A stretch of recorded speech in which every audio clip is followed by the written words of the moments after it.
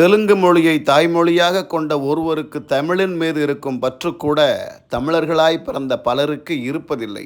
நேற்றைய தினம் தெலுங்கு பட நாயகன் நானி அவர்கள் ஹிட் 3 படத்தின் ப்ரமோஷன் விழாவிற்காக சென்னை வந்திருந்தார். வந்திருந்த பொழுது அவர் அணிந்திருந்த சட்டையில் தமிழில் அச்சு அசலாக தமிழ்நாடு அப்படின்னு பிரிண்ட் போட்டு சட்டையை போட்டு வந்தார்.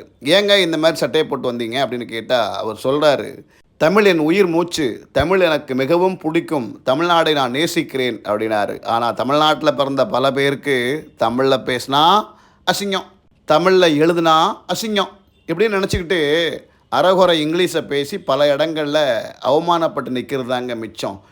நம்ம தாயை எந்த அளவுக்கு நேசிக்கிறோமோ அதே மாதிரி நம்மளுடைய மொழியான தமிழ் மொழியை நேசிக்க வேண்டும்.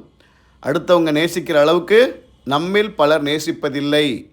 தமிழில் பேசினா அவன் மதிக்க மாட்டானோ, இவன் மதிக்க மாட்டானோ. ஏன்யா உன் தாய்மொழியை நீ தமிழில் பேசு. ஏன்னா வரக்கூடிய சந்ததிகளுக்கு, பிறந்த குழந்தைகளுக்கு தமிழில் பேர் வை, எடுக்கக்கூடிய படங்களுக்கு தமிழில் பேர் வை. நம் மொழியை நம்மை விட பிறர் நேசிக்கிறார்கள், நம்ம தான் அவமதிக்கிறோம். தமிழனாய் பிறந்தோம், தமிழனாய் வாழ்வோம்.